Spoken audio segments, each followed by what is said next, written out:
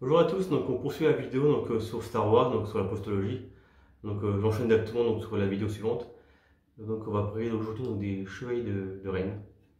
Alors donc la chaîne en fait elle s'appelle Kane Chevalier de Rennes parce que j'avais créé la chaîne tout de suite après avoir vu Star Wars 7, Disney qui va lancer les nouveaux Star Wars. Je me suis dit bah, c'est le moment, je vais créer ma chaîne YouTube, on va faire des reviews de sabre laser, de costumes, voilà, Star Wars ça se relance, ça a l'air pas trop mal, c'est bien parti pour durer des années donc je dis je vais créer ma chaîne, on va faire des unboxings, on va faire des choses sympas. Parce que j'ai commencé ma collection au même moment à peu près, voilà, c'est bien tombé. J'ai commencé à faire ma collection Star Wars à ce moment-là, avec la hype des nouveaux films Star Wars. Je me suis dit, bah, je vais créer ma chaîne en même temps. Et je vais l'appeler les Chevaliers de Rennes parce qu'ils sont un peu énigmatiques, ils ont l'air vraiment puissants. En plus, il y avait beaucoup de teas qui nous disaient que les Chevaliers de Rennes c'était des anciens élèves de Luke, euh, que Kylo Ren avait converti. Donc je me suis dit, ça peut être pas mal, ça peut être une belle bataille finale effectivement, avec Rey ou avec Luke contre le Chevalier de Rennes à la fin. Je dis, ça peut être classe.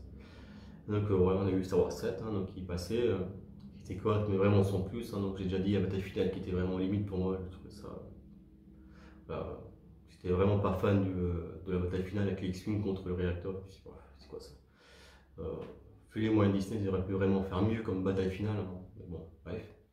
Bon, le combat de sabre laser dans la forêt avec la neige, le décor était sympa, mais pareil, le combat était pas non plus ouf. Surtout que Rey à la fin, c'est pas comment est-ce qu'elle était à la force, quand elle a été formée, puis elle défonce Kilo. C'est pas très cohérent non plus, mais bon, bref, le combat passait quand même bien. Le combat sabre laser, c'était d'ailleurs le seul truc bien dans le film, parce que tout le reste, c'était un peu pompeux, on va dire, le Star Wars 7. Mais voilà, il n'était pas catastrophique, il n'y avait pas de choses irréalistes, il n'y avait pas de choses voilà, de quoi s'arracher les cheveux, on va dire, entre guillemets, c'était, voilà, il passe.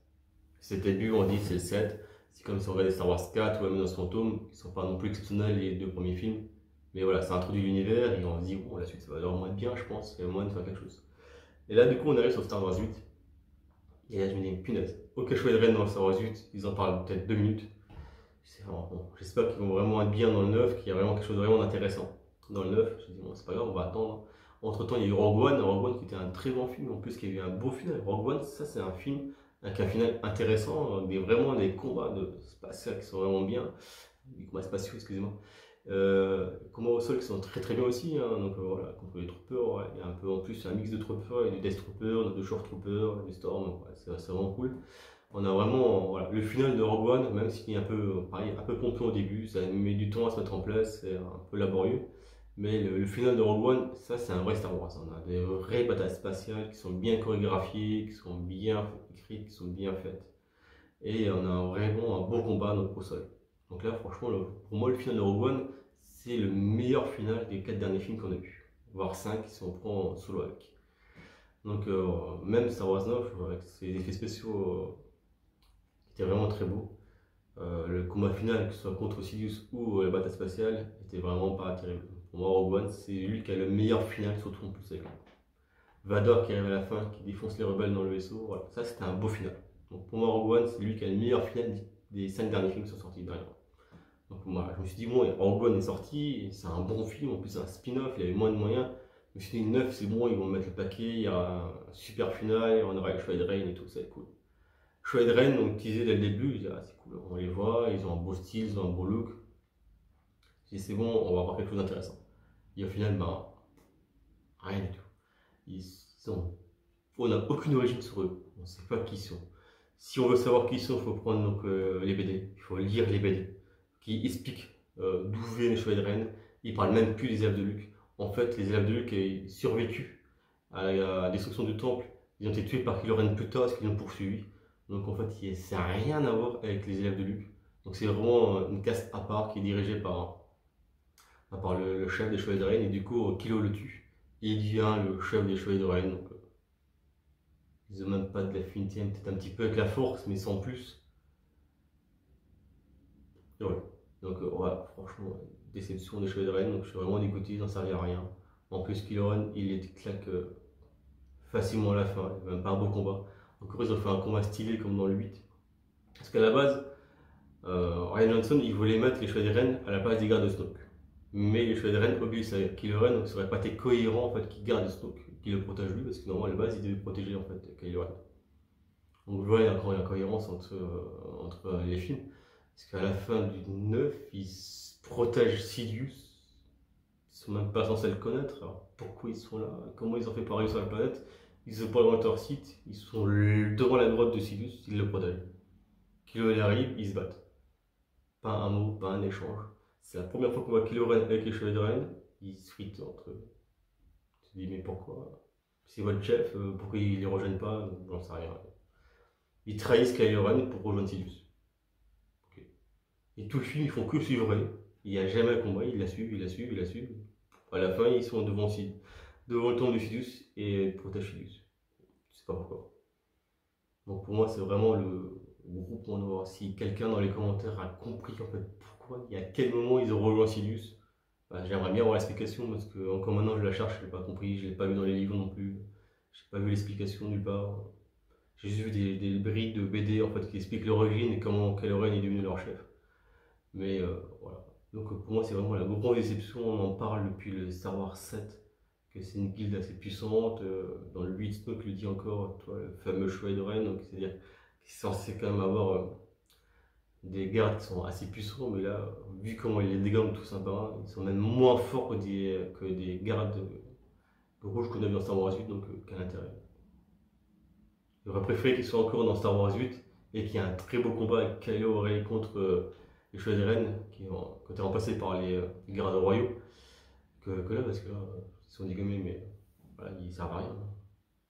Ils servent vraiment à rien, quoi. Ils sont dégommés, ils sont juste là pour qu'il y ait un combat avec Kylo, pour ralentir un peu Kylo, pour pas qu'il arrive tout de suite avec Rey, mais voilà, ça dure quelques minutes, c'est vraiment. Et pareil avec le sabre laser de Léa, c'est dommage, ça aurait été tellement mieux que quand Kylo il rebascule du côté lumineux, qu'il prenne le sabre laser de Luke, vu que c'était son premier maître, et bah, du coup qu'il termine le combat final avec le sabre laser de Luke, le sabre vert, c'est tellement bien.